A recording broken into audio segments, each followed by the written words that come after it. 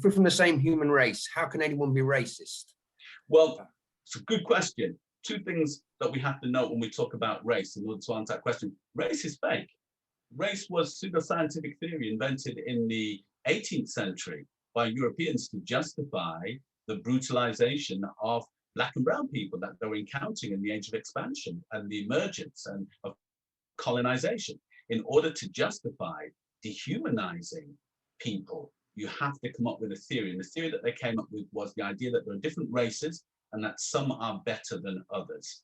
And it's pseudoscience because they use theories of such as craniology, measuring people's skulls to determine who was the most cleverest. That's where we get the idea of Caucasian from. Bernier, but not Bernier, it was, his name will come back to me in a minute, the guy who invented Caucasians. It was Blumenbach. Blumenbach, yes. Who measured skulls and said the Georgian one was the most attractive and came up with the idea of Caucasians, just from measuring skulls, looking at their aesthetic. So we know race is pseudoscience. So therefore, we use race as a way of critiquing, as a concept, but because we realize it's real in its consequences. People do get discriminated against because of the way in which they look, their phenotype. So it's real in its consequence, but it's pseudoscience. There is only one race, the human race. So what we're trying to do is dismantle 500 years of racialized theories and ideas that have impacted the way in which the world works, the way in which we think, and the way in which we identify, and the way in which we understand ourselves. So we're dismantling that.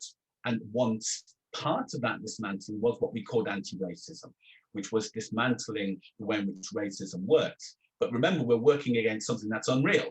So for some people, anti-racism is working against something that we need a different way of talking about this. So the social scientist, Paul Gilroy, in his book, Between Camps, talked about planetary humanism, wants to move beyond talking about race that doesn't exist. Just change the language, which is important for poets, change the language. So I think that that's the reality that we live with now. Race is fake, anti-racism was a way of dealing with it, but we know there's only one race, the human race. And therefore we have to talk about identities in a way that captures that full human family. So in the church, people talk about each other as brothers and sisters, trying to deal with the fact that we're all one in the body of Christ. That's why in Rastafari, people say, Ijin, hey, brethren, Ijin, I and I, connectedness, recognizing we have to move beyond the language that separates us. So what we need to do is find new descriptors, monikers of ourselves and our communities that enable us to reach out. Now, look, we know that Black has always been an inclusive category. Everybody was Black was about anti-white, but we've moved beyond that now. We have to start even thinking about reimagining our heritage and our culture in a way that enables us to be much more inclusive rather than exclusive. So language is important. Language is power. Change the language, change the meaning.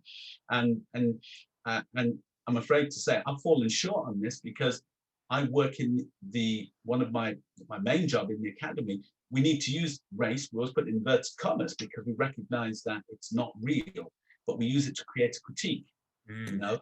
But it's dangerous because a newscaster is saying it, and I think this is not real. Yeah, it's language. Yeah.